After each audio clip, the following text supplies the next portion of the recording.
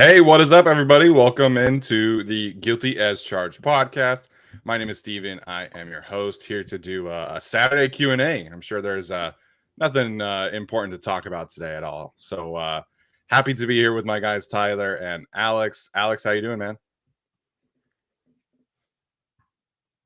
Speechless. Well, Alex is doing really well today. Rutgers lost some basketball game, I think, or whatever. So yeah, Alex is back. There we Hello, go. Alex. There we go. Maybe. Alex? He wants to let everybody know that he loves the city of Pittsburgh and the city of Oh. Cincinnati. Oh, He okay, that's what does we're prefer doing? the All West right. Coast. Oh, Alex, All you're right. back. Yeah, back. No, anything. I didn't hear what Tyler said until he said Pittsburgh, but not true. Yeah, I asked how you were doing, and then you froze, and so Tyler stepped in on your behalf and proclaimed your love for Pittsburgh and Carson Wentz, and I didn't go that far. Jeez. Yeah. Utah football. I do love Carson Wentz. I do love that Washington is paying him $28 million. Yeah. Tyler, how you doing, man? I'm doing very well. Thanks. Cool. Sounds good. So happy to be here on a Saturday. Shout out to Envy Talent. Today is his birthday, I guess. So happy birthday. Longtime supporter of the show. Happy for him to be here. So he does have a question with his super chat. So we'll get things rolling.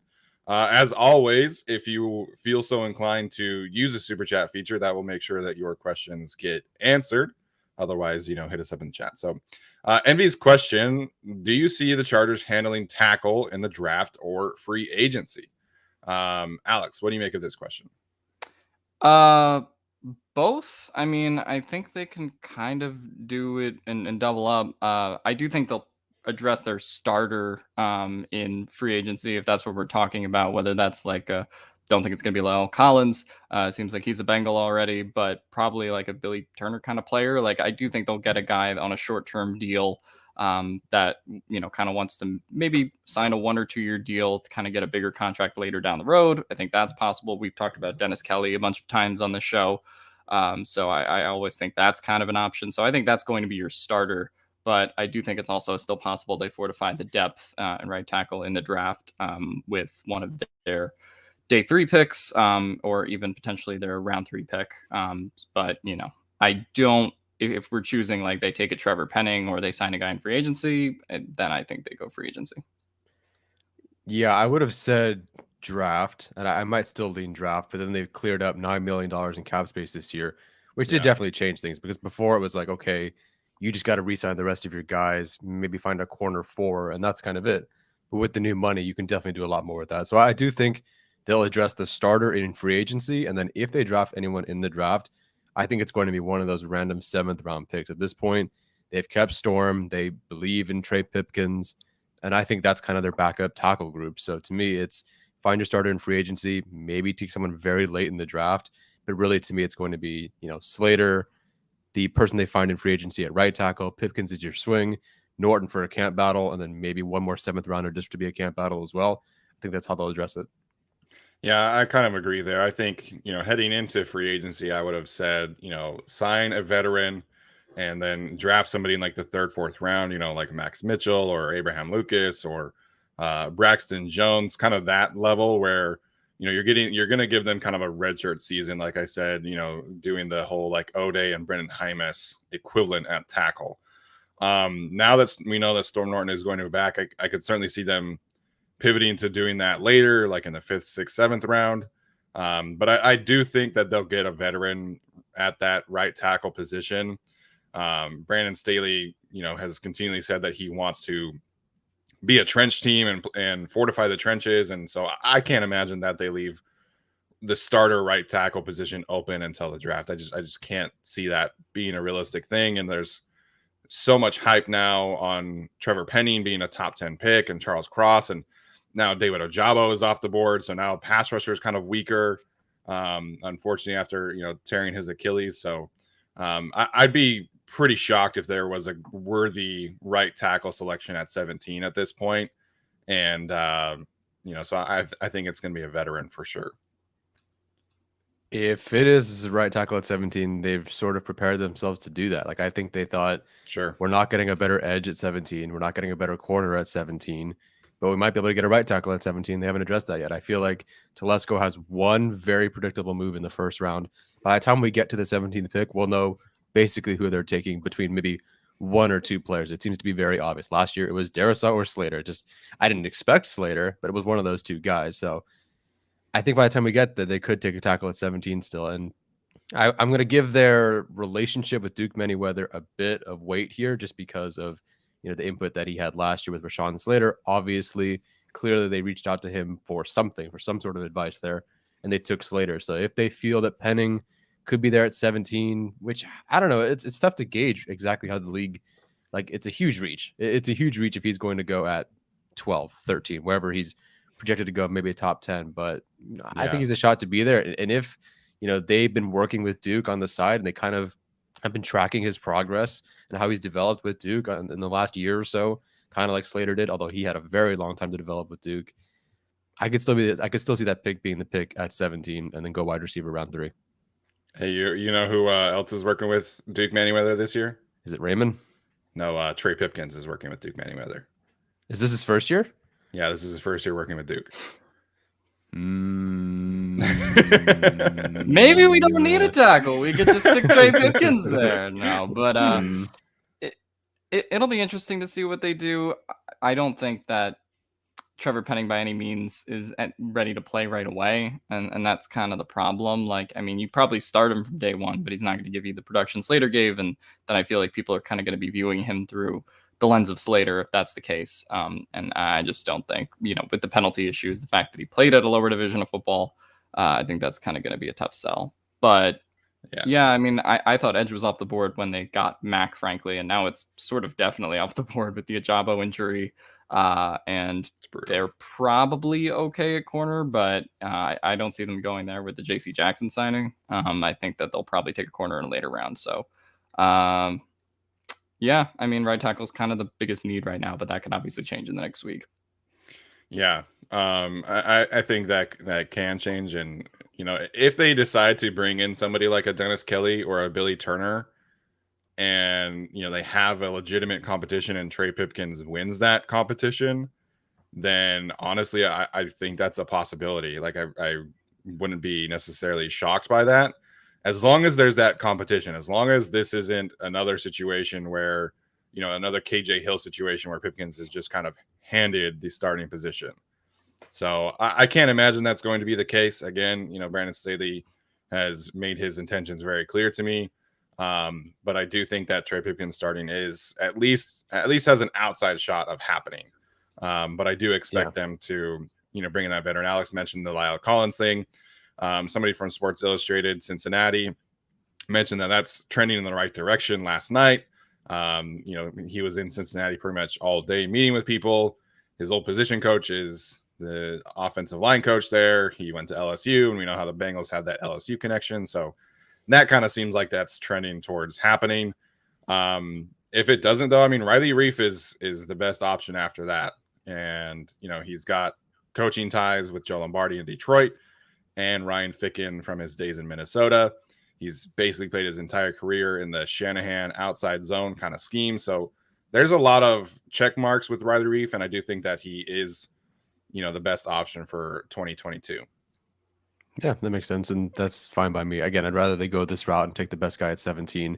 As far as Pipkin's starting goes, I know people have brought up that, when Balaga went down, it was Norton right away. I do think that, since then we've seen the 2 games that Pipkins had at left or right, and that does mean a lot. And B, we have had a coaching change. Frank Smith is no longer there. I don't know whose decision it was to do what along the offensive line. I would assume he played a big part in that, including Senio Kelemete over Brendan Hymas. So I think some of these guys, maybe Pipkins and maybe Hymas, maybe not a right tackle, but they do get some more run this season because of the new bodies that are there on the coaching staff. Yeah, absolutely. So shout out to Bex for the super sticker. That is my sister, Becca. Hello. Oh, okay. There we go. Run deep. LA Chargers has the next super chat question. LA Chargers fan. Good morning, gents. Happy Saturday. Thanks for all the content. It is appreciated. Who are we signing with the cap space created? I'd still like Hicks. So I know that this is obviously something that we've talked about. The Chargers certainly have the cap space to go out and do this. I feel like it's just a matter of, do they still feel like the defensive line group is incomplete? Do they still feel like that they need a player like this? Obviously, Christian Covington is back now. You have Austin Johnson, Sebastian Joseph Day, of course, Jerry Tillery. So, Tyler, what do you make of the interior defensive line room with where it's at, and how do you see them potentially adding to that group to maybe add kind of a sixth body?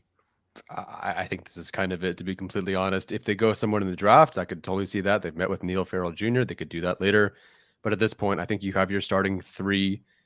It would take, I mean, it's been a year, about 365, maybe 420 days of firsts for this franchise under Brandon Staley.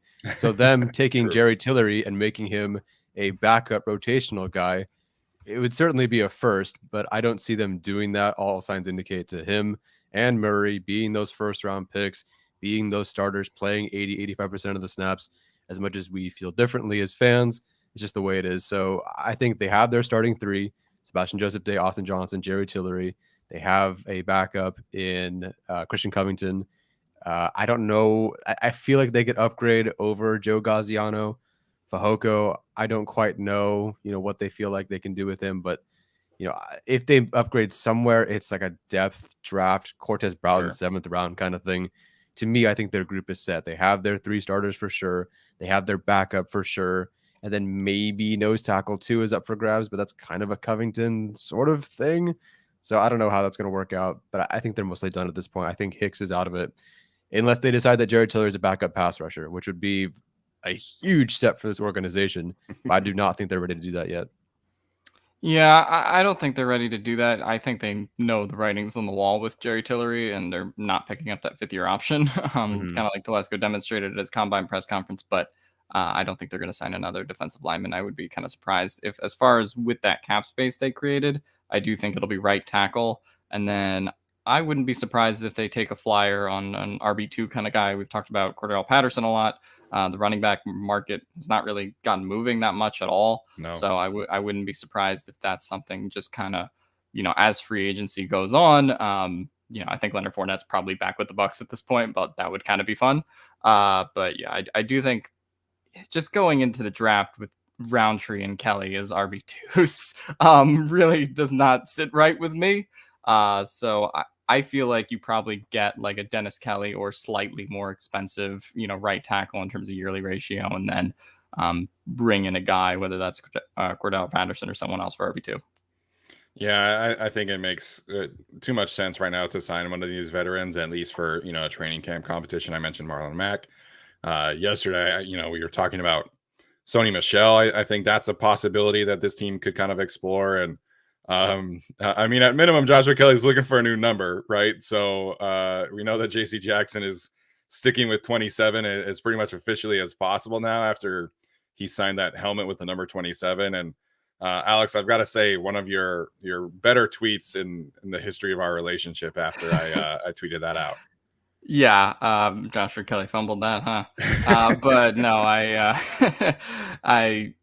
feel bad for the guy. It doesn't feel good to have your number taken like that, but that felt like an executive decision. I don't know if we have any backroom dealings on, whenever like an NBA player changes the number, an NFL player changes the number, there's like, oh, well, he offered him, a new car or something like that. I don't think Joshua Kelly got that, but I wonder if he did get something in exchange for that number.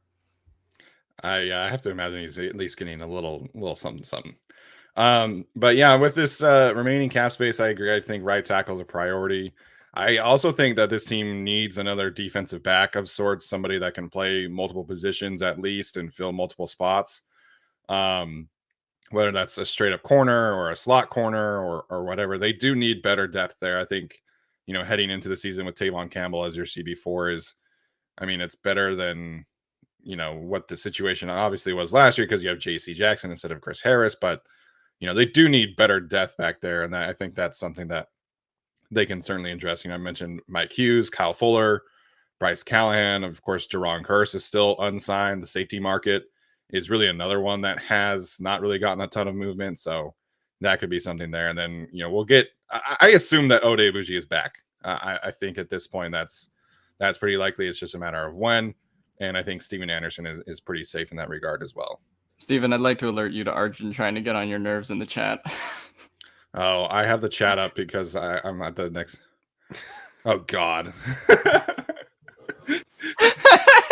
Well, why don't we just move the all-pro left tackle? I know. This whole thing of like, well, we could have 2 elite left tackles. It's like you never know. Honestly, like you never know what happens with a player when you switch them positions and mess up their routine. And like Slater is already an elite left tackle. Why would you want to move him for like signing Torn Armstead? Like that's not happening because of cap space, right? Like there's just no chance. He's at least an elite player. Like I get that, but somebody asked me yesterday was like, well, what if we move Slater and sign Eric Fisher to play left tackle? I'm like, what the? Why the hell would we do that? That makes zero sense. I mean, the way I look at it is there were the 3 top tackles taken in the draft last year. One of them did not move, and that person became an all-pro. The other 2 did move, and Sewell barely survived that season, but he did end up looking like he was really good. That's only because he's a super, super good prospect. And Leatherwood got destroyed trying to move around from left tackle to right tackle, then right guard. So I don't see why you'd move a guy after watching something like that. Makes no sense at all. All right, next super chat question here from Joe Alexander.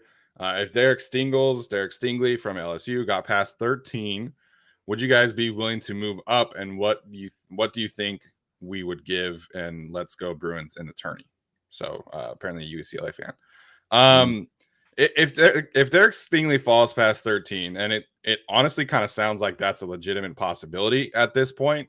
It sounds like people around the league are really concerned about his Liz Frank injury that requires season-ending surgery last year.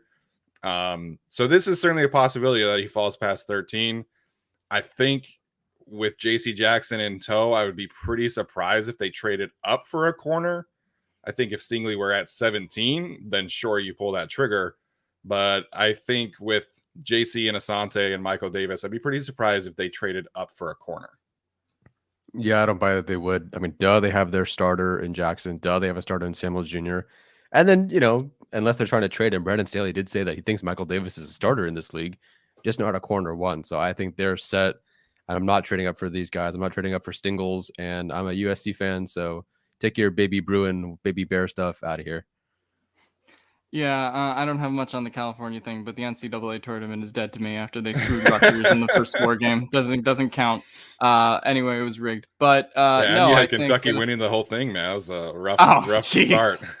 Yeah, I didn't watch the tournament yet. I didn't watch the St. Peter's game, and then I got home and checked my phone. I'm like, what the fuck? I was just like, all right, well, guess I'm out of the GAC bracket challenge. But no, I don't think they would trade up for Derek Stingley. I also don't think Derek Stingley's gonna go before 17. I think he's probably gonna be there for them to take him. I think that the injury concerns are serious, and also, in terms of tape, hasn't had that 2019 year that people have been wanting him to have, since then. So, plus I would imagine because of his injury, he's not going to do any of the testing pro day stuff as well. So to me, I don't think they would have to trade up for him.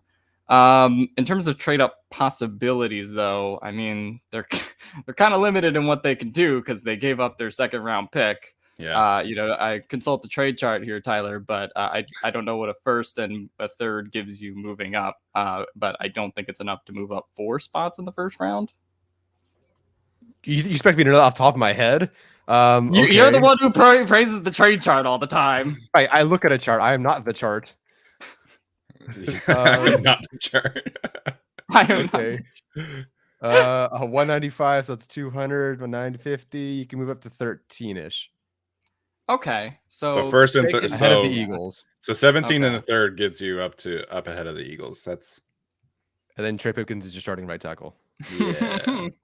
And the fact that they moved the 2nd round pick, I just think makes their 3rd round pick in particular way more valuable to them than it previously was, and just like they have a need to hit on that pick now. So I don't think they'll trade up. The only situation where I could see them trading up, and Steven's gonna hate it, I do think that things are formulating for potentially to trade up for Jordan Davis. Oh, God. That's that's the only scenario I could actually see happening. I don't see them trading up for anyone else. Trading up for a nose tackle. Oh my God. I know you hate it, but that's the only one I could see happening out of The that, third round like, pick they give Steelers. up is worth getting Jerry Tillery off the field. That's my pitch. Fair. Might make that deal now. Yeah, you changed my mind completely.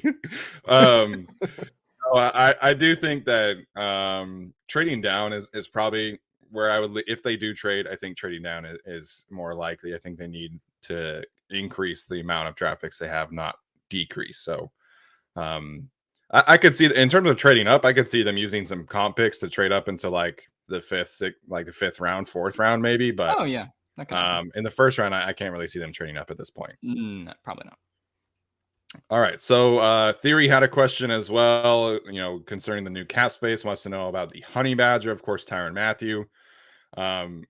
This is really interesting because, he was in on the Ravens, he was in on the Saints, and those two teams have moved in other directions. Of course, the Ravens signing Marcus Williams, the Saints signing Marcus May.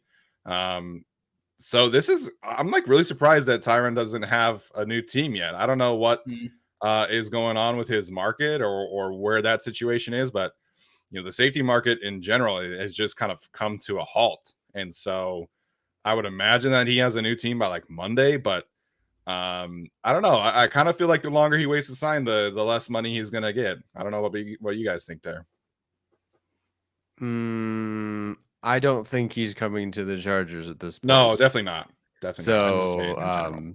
but yes, help in the secondary would be great. I just don't think it's him.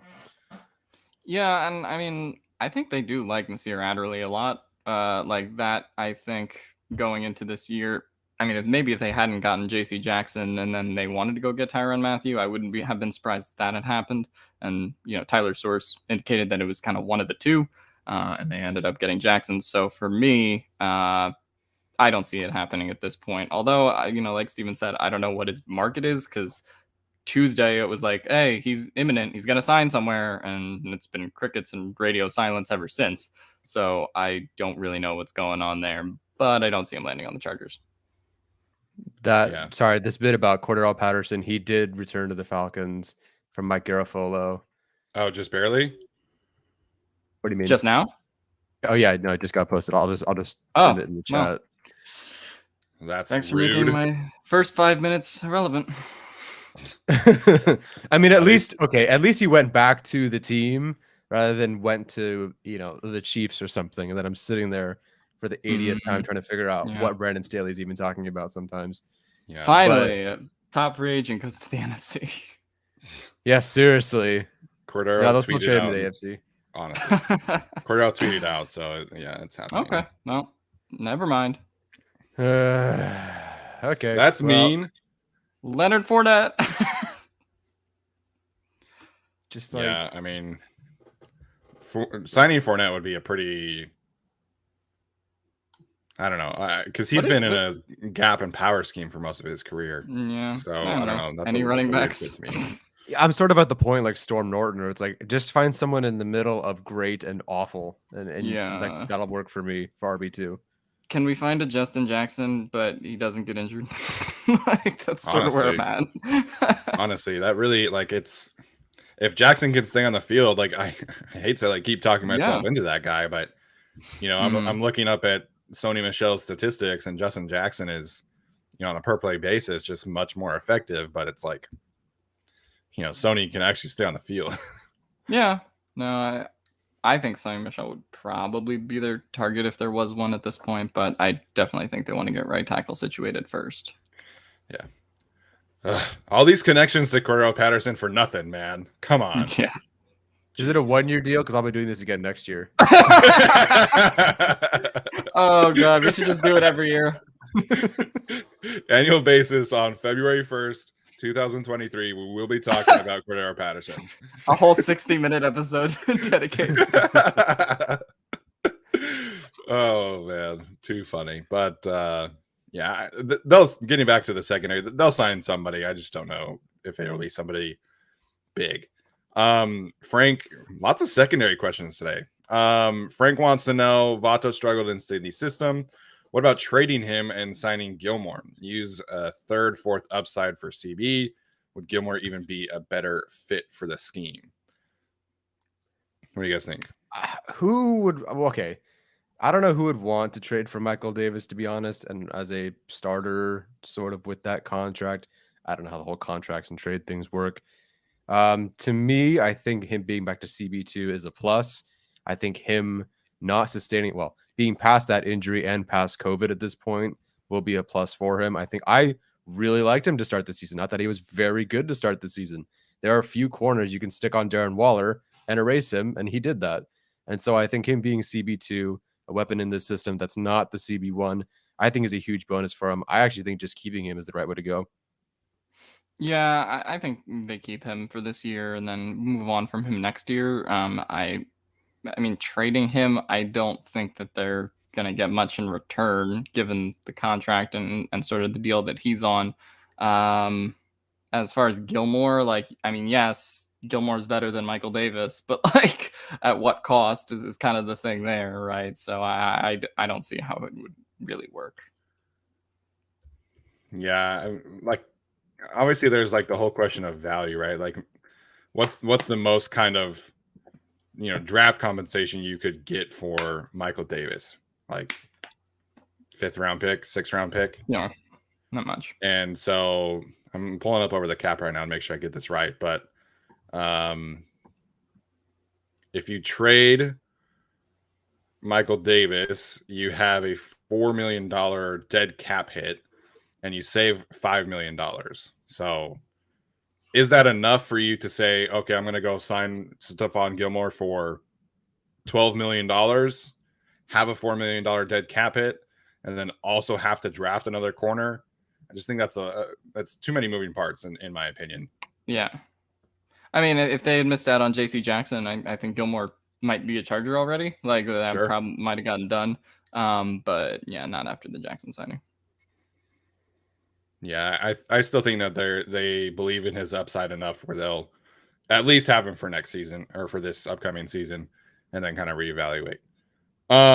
So I've gotten this question a bunch of times, so I wanted to talk about it from Francesco Valenti. Trent Brown is still available. So Trent Brown, the latest there is that he is visiting or has visited the Seattle Seahawks. He apparently really enjoyed his visit there. The Seahawks reportedly have made an offer.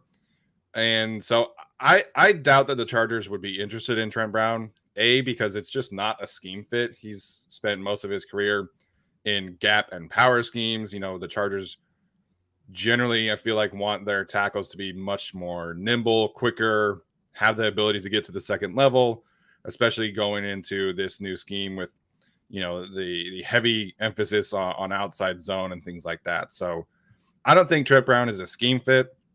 I also just don't think he's been very good outside of New England. Like we saw kind of what happened with the Raiders where he was out of shape and injured. And so I'm not into the idea of signing Trent Brown at all, to be honest. Yeah, I'm out on that one as well. Same. Great. Yeah, I'm not talking about Deshaun Watson today, so please don't ask me to do that again. I have 3 younger sisters and my fiance and all the women in my family, so that's how I feel about that. I'll say that much. Tyler's mom, another super sticker. What's up? That was the most recent super chat, right? No. A couple more. I mean, there's a random one, but I can't. From Lawson Morasetti. What's the source saying? A lot of stuff, but nothing about free agency. Oh, Jesus Lorenzo asking about GMFB. When were they bashing Herbert? I saw Kyle Brandt say that he was the 4th quarterback in the division, which is absolutely ridiculous. But I think he's talking about that. Yeah. I take exception to all the media at this point. And Yeah, I'd rather just watch me on my own show, which is saying a lot because I don't even watch any of this. Yeah. I'd rather just watch us talk than them at this point, because I just, the idea that Denver has the best offense in the AFC West, which is so stupid. Like, even if you don't want to say they're second, I could maybe get behind that. But come on, That's Yeah. ridiculous. And then, Herbert is quarterback 4 because of wins and interceptions, despite the fact that Herbert, had the lowest turnover-worthy play rate in the league last year. It's just I hate it. Oh my gosh. It was rough. Kyle is, I don't know what happened. 'Cause I used to really like watching Good Morning Football. And Kyle now, I can't stand watching him anymore. Yeah, before I tear apart Good Morning Football, thank you to Peter Schrager for coming on the show like 2 months ago. Anyway, before that, I don't know why you guys watch this garbage on TV and then you're like, I'm surprised that it's garbage. Like, that's kind of my reaction when anyone shares a clip from First Take or Good Morning Football. I'm like, the shows are designed to be that way. They're designed to just be people throwing hot takes into the ether, but I didn't have too many reactions. I still haven't watched the clip, but I've heard everything that's been described of it, and it makes sense that Kyle Brandt would say that, I guess. Noted Derek Carr fanboy, but whatever. Yeah, he's generally always been critical of Justin Herbert too, so which I don't really understand. But in terms of Good Morning Football, like I think some of what they do is really good, right? Like I think Peter Schrager does, generally fantastic work. Please stop talking about Keenan Allen though. Like just stop that. But Kyle really has become like their Skip Bayless. Like he's hot take central guy, and then he does his whole angry runs thing, and which is just kind of ridiculous to me. But there's no way that Justin Herbert is the 4th best quarterback in the division when he's probably the 4th best quarterback in the league. Like that's just a ridiculous take. So they can do their own thing. I've certainly stopped watching their show. I know a lot of people kind of feel the same way. I think there's better sources of football media at this point. We'll get there at one point. We're at 5,000 subs. The million to go. There we go. All right, MV Talent asking about RB2. Austin Eckler needs help. We are on the same page. I feel like we talked about that a little bit. Oh, we got a Chiefs fan in the chat. Okay. All right. Chiefs fan, whatever your name is. Do you think Herbert is the 4th best quarterback in the AFC West? We'll go off what they say. Congrats on Boo Boo Schuster, by the way. Yeah. There's a bunch of Chiefs fans that are like, everybody of the Chargers are signing is super old. This isn't working. It's like, you guys enjoyed Melvin Ingram last year, right? And he's 33. So, just saying. I did kind of think it was funny. To go back to the Twitter thing for a second, there were a bunch of Raiders fans after they got Khalil Mack who were like, "Oh, Chargers are just signing all of our old guys." I'm like, "What the hell are you guys talking about? Like, you guys were the kings of signing all of our old guys." Now I assume Indianapolis will be that spot still, but no. Yeah, they had like 8 former Chargers on their team, including like 4 coaches. What do you guys make of the Juju signing in Kansas City? I feel like that's a little interesting to me. I think it's more interesting that he didn't sign there last year. And then it was like, oh, wait, that was a really dumb decision. Yeah. Now did it this year. It's one of those things where sort of not washed up, but guy who's been underperforming that has performed high before is now going to opportunity where he can perform high again. Not everything works out in Kansas City. Like Josh Gordon definitely did not work out. I'm not saying it's the same thing, but you have these high expectations sometimes. You might have spent $5 in fantasy football to pick him up on the waiver wire. Not that I did that. But I think he'll at least be better. I just don't know how much better he can be. And of course, as everyone has said at this point, I'm very much not looking forward to the TikToks. I don't know what it is with the Chiefs and the TikTok stuff, but subscribe to us on TikTok. I'm supposed to say that for the kids. But anyway, good job.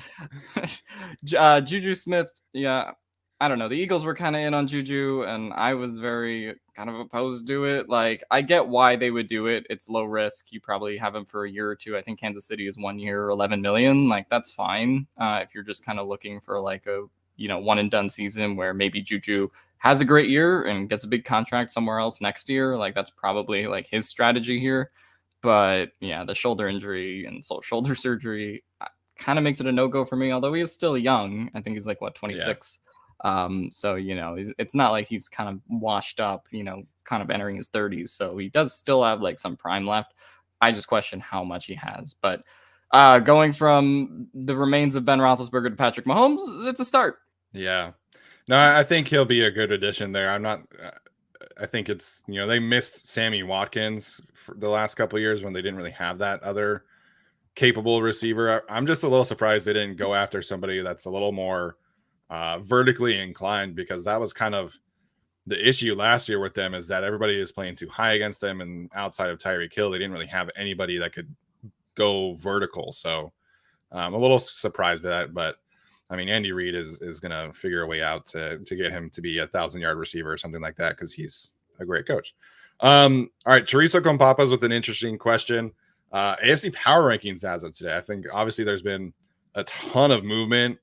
To me, I'm not necessarily sure of the order specifically, but I think you have to start with the Bills at 1, in my opinion, because of their addition of Von Miller, and because that really was kind of the missing piece, is they needed a true star on defense to get after the quarterback. And they were first in pressure rate last year before getting Von Miller.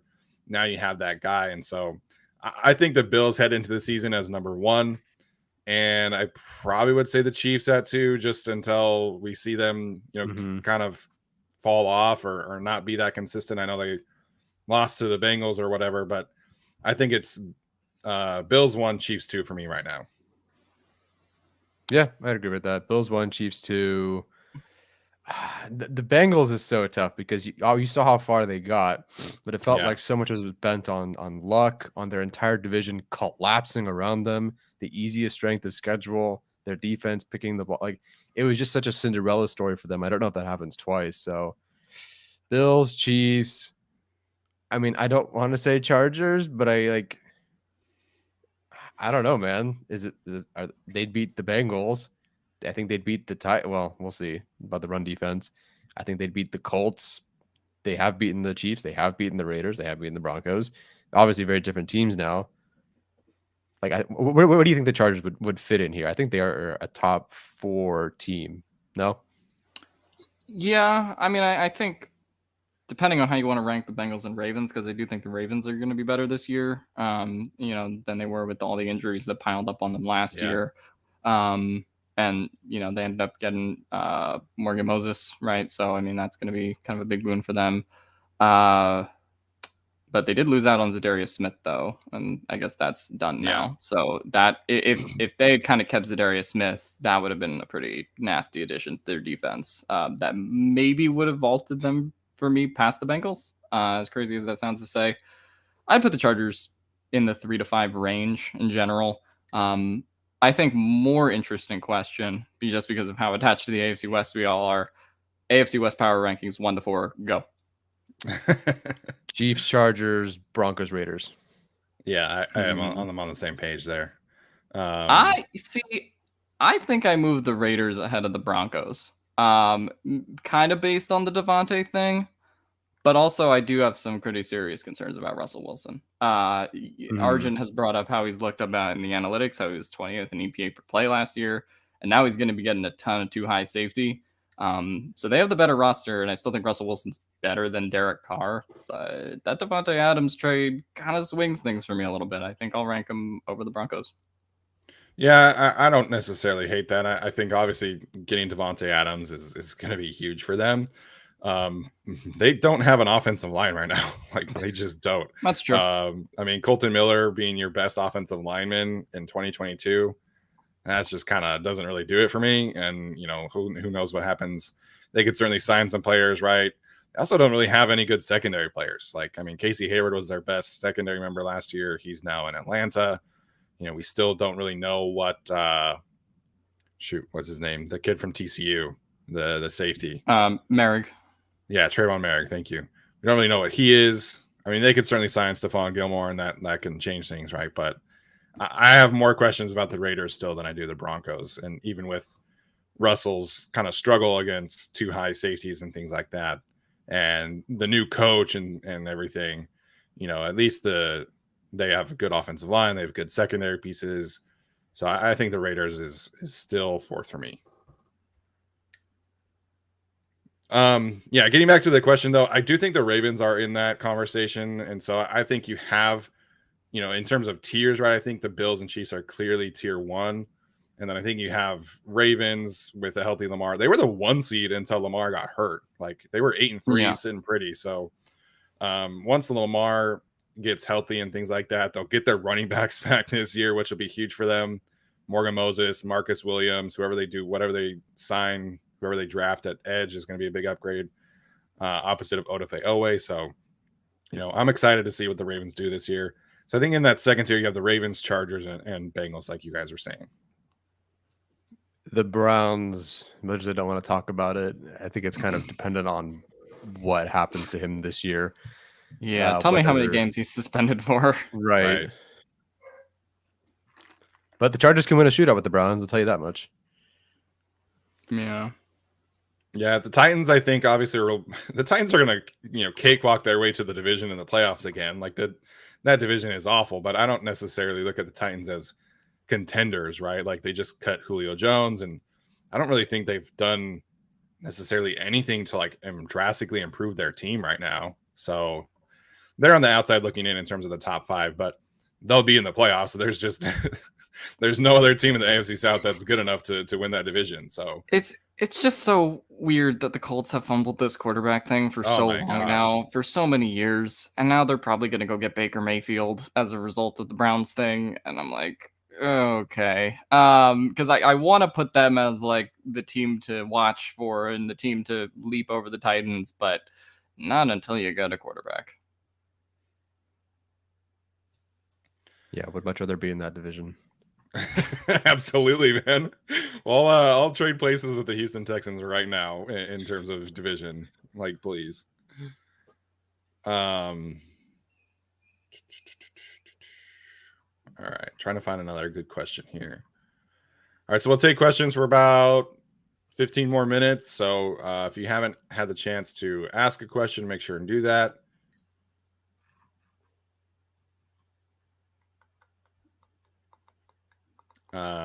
Matt pointing out that the Chargers schedule next year is kind of brutal. Obviously, they have the whole AFC West. They play the NFC West. The Cleveland Browns are in there as well. So really, like the only easy games next year, I think, are the Seahawks, the Texans, and the Falcons, if I'm not mistaken. But if you're a great team, you got to prove it. So yeah, to me, it's all about like I'm glad the Chargers have many years to get this done. To me, just make the postseason. If you get the 1 seed, great. But to me, just get into the postseason. That's everyone's goal at this point, obviously. But I feel like more than any year this year, get into the postseason and then try to win in there, obviously. Yeah, I mean, I do think it is a really hard schedule, but it is primarily based on the AFC West thing, and all of the AFC West teams have to beat up on each other. So it's kind of just like be the second best of those teams if you still think the Chiefs are on top. Obviously, I would love if they could beat the Chiefs, but it's not like the Chiefs have an easy schedule either. They got to play the Bills and go through those teams too. So, yeah, I mean, I would probably say, I mean, it's a brutal schedule, but at the same time, all the AFC West teams are going to beat up on each other. Yeah, and like I think whoever goes 4-2 in the division, like that's a huge advantage. Like I think all these teams could realistically split with everybody, and everybody's 3-3 in the division. Like it's just, I've never seen anything like this in any sport, right? Where all 4 teams are probably in the playoff picture, and all 4 teams are probably going to win like at least 10 games. So it's just crazy. All these teams could realistically tie with anyone too.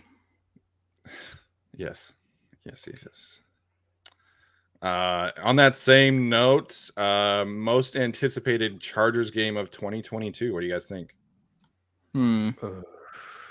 I mean, it kind of has to be the Rams game for me. I think that's the one that just feels the most like it's battle for the city. We've all been talking about it for a long time, but it's never been in SoFi, like this huge clash, defending Super Bowl champions. So I think that's the most anticipated one for me for sure. I'll say Chargers, Raiders, Vegas. Yeah, I mean, obviously the way the season ended, I could definitely see that being a Sunday night football game again. That just kind of, the Chargers, Rams probably will be 1-2, just based on, how much they want to put SoFi on TV. And, Chargers, Rams just makes a lot of sense for a Sunday night game. But yeah, the way the season ended, and both teams have made significant improvements in the offseason. The whole AFC West is going to be a Thursday, Sunday, Monday whole show with all those kind of primetime games. But yeah, there's just part of me that wants to get back at him and, you know, slap Derek Carr down again and put him back in his place. I could definitely see that being a week 1 matchup too, by the way. Oh, yeah. You know, that Monday Night Football doubleheader just kind of screams AFC West. And so I think that's going to be fun. I would have been super excited about the Seahawks game, and then they traded Russell Wilson. So, yeah. You know, the Chargers used to be on that doubleheader every year. And then, you know, when I was younger, and then they kind of stopped that and put like other teams on. But yeah, that would be kind of a way to bring that back. Or they could put them on the Sunday night game, because I assume the Rams are going to be the opener on Thursday night. Yeah. I'll say the Rams too, like Tyler. I do think there's a couple other intriguing matchups, but you know, the Rams did just win the Super Bowl, so that's going to be a big one for sure.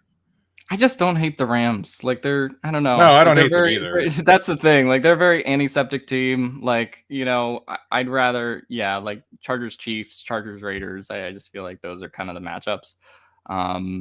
There's the possibility that Chargers Cardinals game is a Mexico one, right? So, I mean, that could also be kind of very popular with, you know, the Chargers played in Mexico last time a couple years ago. So that could be fun. But yeah, I'll say Chargers Raiders is mine.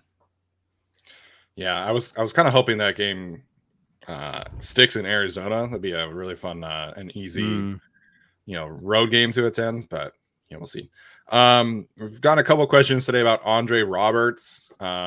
We haven't really gotten an update. He did send kind of a cryptic tweet to somebody had tagged him and was like, "Why isn't Andre Roberts getting the same kind of love as everybody else?" And he kind of said like, teams don't like signing older players kind of comment. I can't remember off the top of my head, but it was kind of hinting at potentially not coming back to the Chargers. And that's not necessarily a surprise to me. I do think that, you know, with the way that Ryan Ficken was able to kind of get his return man in the draft, and, you know, they signed the most expensive long snapper in the sport and Dustin Hopkins to a new extension, I could see them kind of focusing on the draft for those other two specialist roles.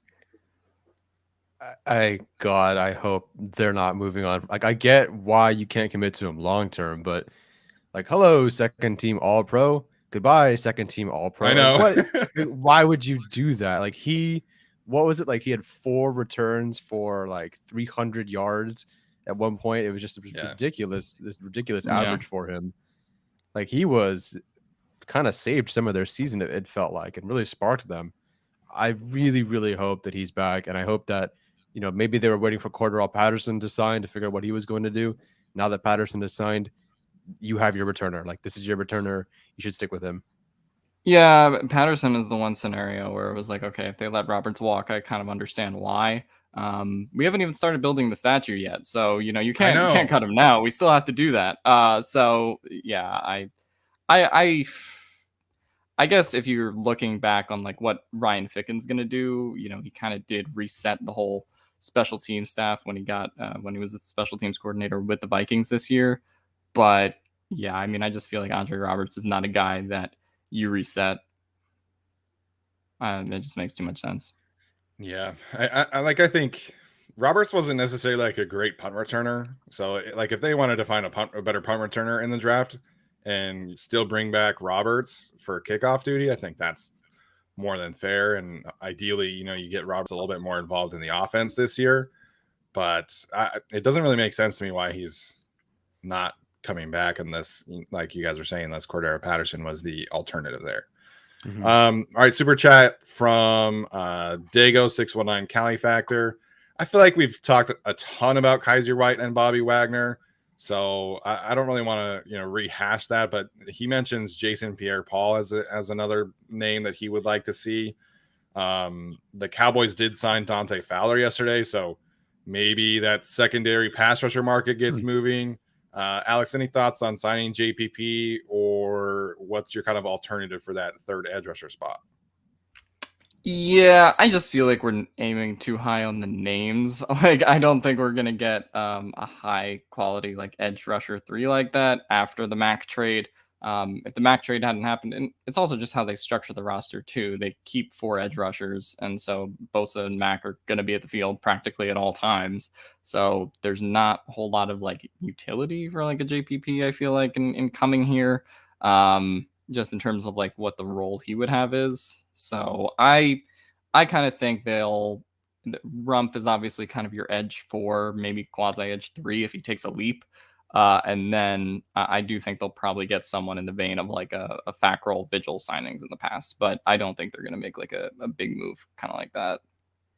Yeah, even Jason Pierre-Paul with that age, with him, I mean, just looking at it, compared to all the other free agents, like, 26th in pass rush win rate out of 30, 22nd in run stop. Like, you go a little bit higher and you find those younger guys. And I hate to kind of steal Steven's article, but, Lorenzo Carter, Takk McKinley, those guys are younger and just, a good notch ahead of Jason Pierre-Paul in terms of productivity and win rate and all that. So that's where I'd lean, but I don't really I don't have a strong feeling either way. It's not like I've watched these guys and can tell you how they fit in the scheme and what they did last year. Just based on the numbers, Jason Pierre-Paul and his age, I'm not really a huge fan of that. Yeah, I think the idea of like signing an expensive older veteran would have made more sense if they had gone the route of re-signing Uchenna and Wosu instead of getting Khalil Mack. And then you kind of supplement that with a JPP, Justin Houston kind of player. And then you have, 2 good number 2 rushers as opposed to a true number 1 in Khalil Mack. So I think you are looking at that younger, cheaper route, Takk McKinley, Lorenzo Carter, like Tyler said. The Kyler Fackrell thing could certainly be in play at this point. Maybe Chase Schefter. Chase Bendel said that probably is not going to happen, according to Kyler Fackrell's best friend. But I do think that it's trending towards them signing a cheaper veteran young player to kind of be that backup, because again, the edge rusher group at 17 is just, George Karlaftis. Like, I don't necessarily think that's a clean scheme fit. And with Ojabo's injury, he's going to be off the table. So, and you can't go into the season with Chris Rumph as your third edge rusher, as much as people, love his personality and things like that. You can't do that. So I think you need a reliable third option, much in the same vein as you need a reliable right tackle and a reliable RB2 and things like that. What are some of your guys from Clinton Sims? What are some of your underrated options for 17? I propose that the highest graded players on their board at the time of 17 might be one of the linebackers. What do you guys think? Ooh, this is because of who you watched yesterday, huh? Yes. I mean, I've watched Dean, obviously, and then yesterday I watched Devin Lloyd, and I think there's a world where, while they might not rank these guys as high on the board because they're linebackers and inside linebackers, it might be one of the best, graded players on their board. I could see it. Like, I'm obviously not a fan of taking a linebacker at this point. I don't even think they will. But Drew, like Neiman, Ogbongbemiga, those are developmental guys, year 3, year 4 guys, core special team sort of guys. Tranquil's on his way out pretty soon. And, you can't really rely on him to stay healthy. I think there's a chance that linebacker would be in play. And it's not like he's taken, a linebacker in the first round before. So I think he can. I think it's possible. Yeah, I think you could talk yourself in a linebacker. That one kind of makes sense. It feels like the top of the draft before the Chargers at this point is moving more to like the skill position / like the combine hype guys, and that's not necessarily like the linebackers. So to me, I think that you could still probably have like a Devin Lloyd / Nakobe Dean maybe on the board by the time the Chargers pick. Not too far out of the realm. Kenny Pickett, anyone? We can go grab Kenny Pickett at 17. But no, there's not really any underrated options. Like, I mean, I feel like everyone's kind of properly rated outside of them potentially going linebacker. Like, talked about defensive tackle to death. We've talked about wide receiver, especially more so in the last week. So I don't think there's anyone else that I'm not thinking of at this point, especially now that the edge options have sort of been taken off the board. Yeah, it does seem like edge, tackle are kind of off the board there. I was messaging Tyler back and forth after he was watching Devin Lloyd. And, I do think that Devin Lloyd is kind of like the perfect Staley linebacker, as much as people kind of hate me talking about Utah on this show, but like he is, man, like he can do everything that Brandon Staley wants his linebackers to do. I do think that he is worthy of a 17th overall selection. We'll kind of see how he stacks up. So I think linebacker could happen, but I think it would take like Jamison Williams, Burks, the corners, McDuffie, Booth. I think it would take like a good run on other positions for them to go with a linebacker. And I think they don't have a second round pick anymore, so I do think that linebacker is kind of on the back burner, but I'm definitely not saying that it's not possible. My person that I would mention here is Kaiir Elam, and or Elam, or how you say, the corner from Florida. I know that we've kind of talked most about McDuffie and Booth at 17, and rightfully so. I think those two are cleaner prospects, but we know how Brandon Staley kind of values competition and playing at your best versus high-end competition. And I know that he's going to watch that Florida tape versus Alabama and watch Kaiir Elam lock up Jamison Williams as best as he possibly could, and watch him against Georgia and watch him against all these teams and go, okay, like this is a guy that I can work with. This is a kind of corner that I can, he's not a great tackler, but you can work on that, right? But you can't teach what Elam has and his ability to be that press cover corner. And I think he's really kind of the best in that regard outside of Sauce Gardner. So I could see Kaiir Elam being a sneaky choice here at 17. Someone mentioned Travis Jones in the chat, and Sure. I don't think that's crazy if the hype on Davis kind of goes high and maybe say Davante Wyatt is like off the board. Chargers don't have a second round pick anymore. And you could move back probably a couple spots, but outside of that, you don't have like too much flexibility anymore. So that kind of could be one, maybe not at 17, but if they trade back to like 2021 or whatever they want to do, I don't think that one's crazy. Yeah, not bad. I think Elam is definitely an option for them. It's a different corner presence in their room that they don't have. Even with JC Jackson being all pro, it's different. Asante Samuel Jr., the way I feel about him, it's just different. And I think it's possible. He's not like one of my top corners by any means, but not one of my top like 2 or 3 corners by any means, but he's certainly up there. I think he'll probably be top 5 for me. So yeah, I'm certainly, I would get it. It would add a very different player to their room and make a very diverse room for them. And when Davis, at this point, that would mean Davis would be leaving the following year. I think that would be a pretty solid addition to make, to add that to your corner room and have a really, really good solid room there. Yeah, and I think in the future, right, you have Elam, Asante Samuel Jr., and JC Jackson. Like that's a corner trio that I would pay big time money to see happen. So I think it is possible. It's going to be not necessarily for the Chargers. I do think Trent McDuffie is a really clean scheme fit for the Chargers, but I'm just really curious to see how the short arms there affects his stock, because we have a very, very small list of corners who have been effective in the NFL with sub 30-inch arms. And I think Trent McDuffie is a really, really good player. I think his personality and the way that he works at his game will lend itself to him being successful. But the short arms, man, could knock him off of several teams' boards. So I'm curious to see if he ends up still being a first round pick, if he slides to the second round or something like that. I had like a snarky comment, but I'm going to leave it. Okay. MV Talent with another super chat. Any way to replace Ty Long? I think there are several draft options here. I know everybody in Chargers land loves Matt Araiza. They absolutely cannot take him in the 4th round at this point without a second round pick. So I think you're looking at kind of a 6th round, 7th round punter selection at this point. And there are several in this class that I think are good punter prospects, at least according to their numbers on Pro Football Focus. Perhaps they should break the bank for Johnny Hecker, who was statistically worse than Ty Long last year. I think he just signed with the Panthers, actually. Oh, he just signed with the Panthers? Missed that one. Like yesterday, I think. Oof. Yeah.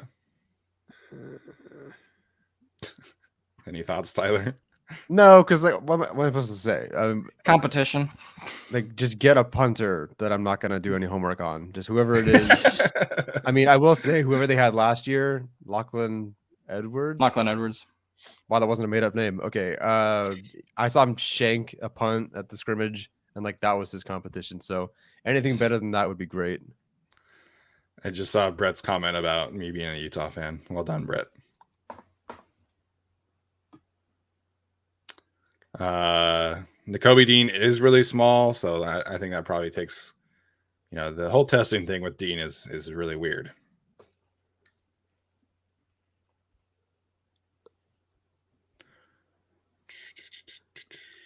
Someone in our YouTube comments, not this, but previous comments, said trade up or use your 3rd round pick on Matt Ariza.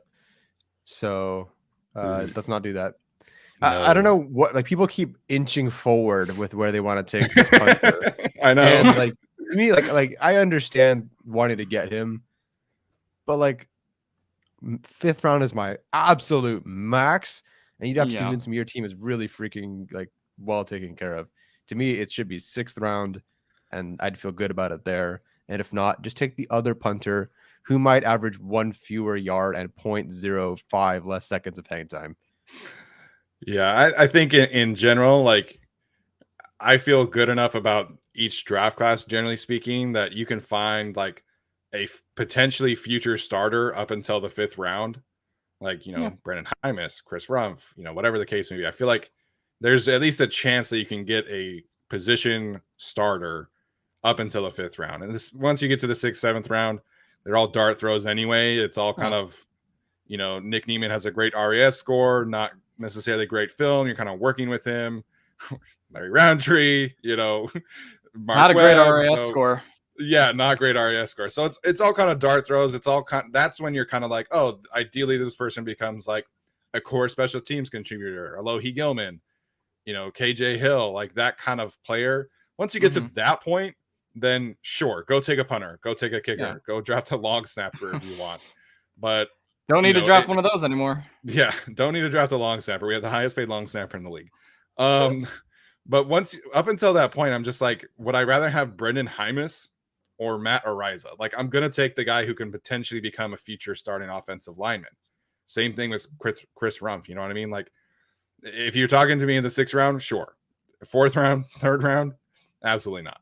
Yeah, I mean, and we talk about the later rounds as dart throws, but I also think people just because of like Evan McPherson and the success of that, like special teams is a dart throw. Like, how many kickers have been taken in the 5th or 6th round that don't work out, right? The Patriots took that kicker a couple of years ago. Rohrwasser gets cut, for on and off the field reasons. But that didn't really work out. And then, obviously there have been a bunch of kickers, and then Justin Tucker's go undrafted. Rodrigo Blankenship goes undrafted, right? So you kind of have those as like examples. I just think of like it's really hit and miss, and I think it's really hit and miss when you get to special teamers anyway, because you just don't know how those guys are going to translate into the league even more so than the other guys. So I'm not against it in the 5th or 6th round if the Chargers really have filled out this team well, but I will just point out it became a little bit harder to fill out this team. Even though they got Khalil Mack, they did give up a 2nd round pick to go do it. So now they do have 1 fewer, day 2 draft pick to work with. Yeah, and as where to go? 5YVO3 points out, like, Brandon Staley loves going for it on 4th down. Like, that's not going to change. Yeah. So drafting a punter in the 4th round who's gonna punt arguably less than half the league, I can't get behind that idea at all. Alternatively, they never kick field goals or punt. Yeah, they just signed a long snapper to the biggest deal ever. So that's true too. That's true too. All right. We'll find one more question and then we'll head out for the day. Okay. Make it a good one. Make it a bad one. Oh, make it a bad one. Give us a bad one instead. Man, this original one guy really hates Kenneth Murray.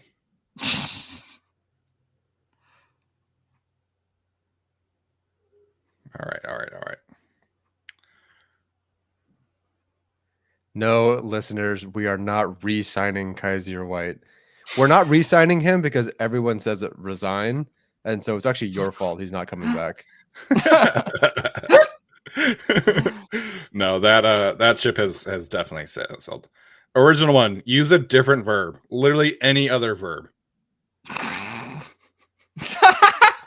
Good job.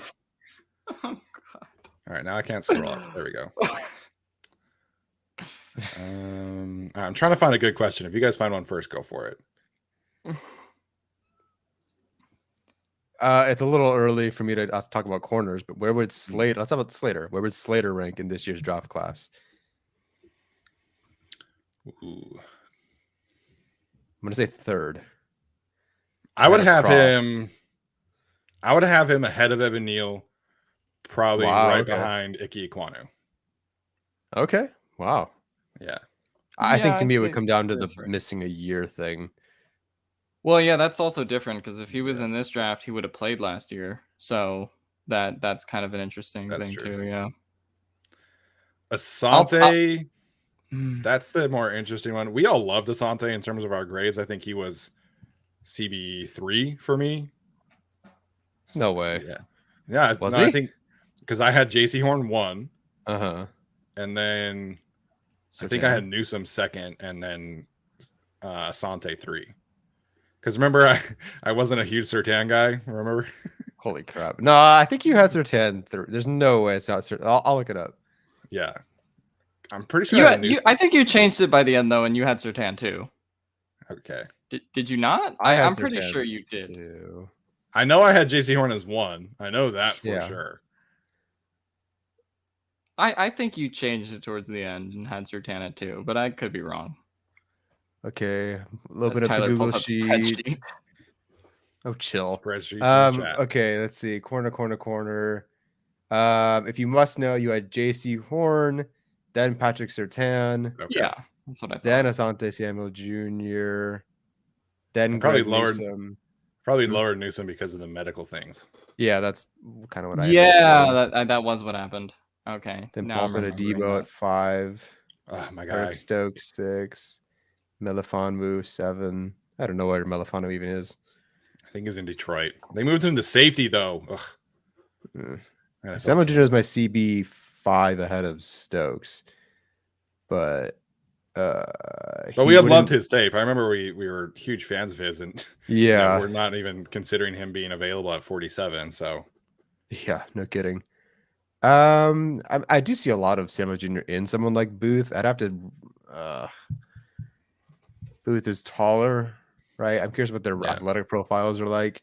I do say a sort of a similar scrappy burst, pass defense. Yeah, I mean Samuel's kind of like he sort of has like the short arms of McDuffie with like the scrappiness of Booth. So like maybe he falls in that kind of range. Yeah, like CB 3 or 4, I don't think is crazy.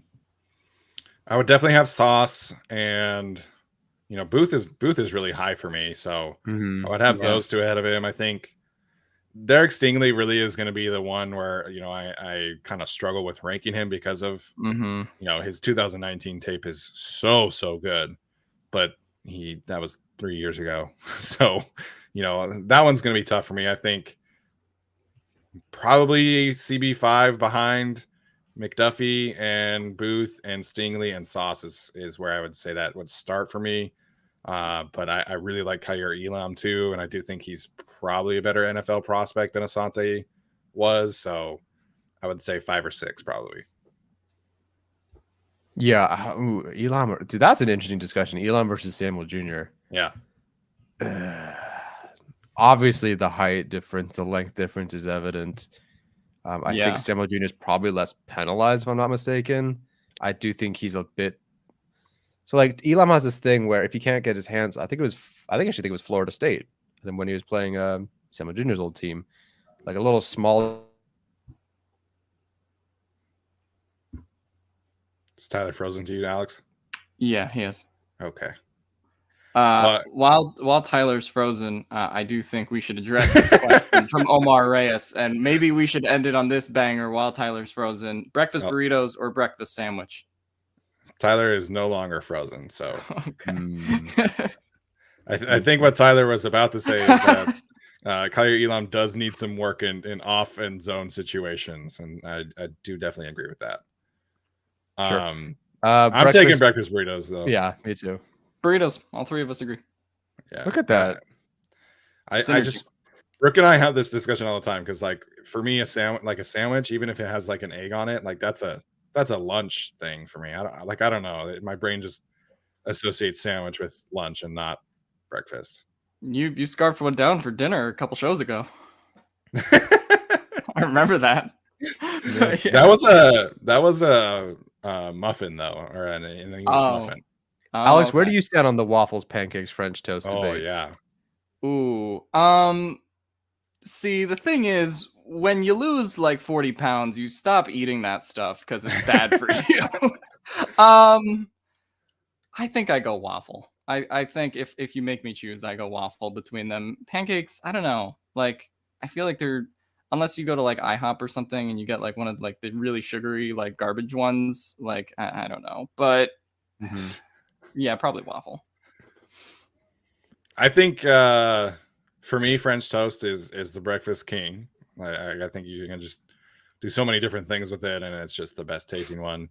I would put waffles second, and then pancakes 3. Like, it's just, I'm not a huge pancake guy. You know, it's just, I think they're kind of boring, and unless you put like chocolate chips in them, I think it's just they're just kind of boring. Yeah, I grew up on my meal before I had a competition was chocolate chip pancakes with strawberries and whipped cream and syrup and all that, and that was kind of like what I grew up with. So to me, it's like that emotionally sits there with me. I do think French toast has the highest ceiling, but can be pretty bad. There you go. And then pancakes is a nice Highest low ceiling, floor. high versatility. We're talking about Yeah. draft prospects, baby. Yeah, I'm trying to figure out which one of them is the white guy, blue collar, round 5 sort of guy. That's probably I will say, being from the East Coast, I think bagels outrank all of them. Yeah, Bagels outrank all of pancakes, waffles, yeah. French toast. Oh, pozole or menudo and for early Sunday morning breakfast? Nah. Ugh. Not a menudo guy. That was my least favorite food in Mexico. Which one's menudo again? I don't remember which one that is. It's like the chewy soup. Oh, yeah. No. What a sell. It's really good. It's not versatile, but it has a potential high ceiling. No.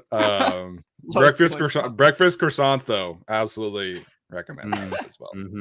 All right, that's gonna do it for our Q&A today. Went a little longer than I anticipated, but apparently menudo is good for hangovers. I don't drink, so that's probably why I don't like it then. So we're gonna go live tomorrow for our usual Sunday show. Have some free agency things to talk about. Hopefully we get some other signings to discuss as well, but we'll cross that bridge when we get there. So thank you guys for tuning in today. That's going to do it for us, and we'll see you tomorrow.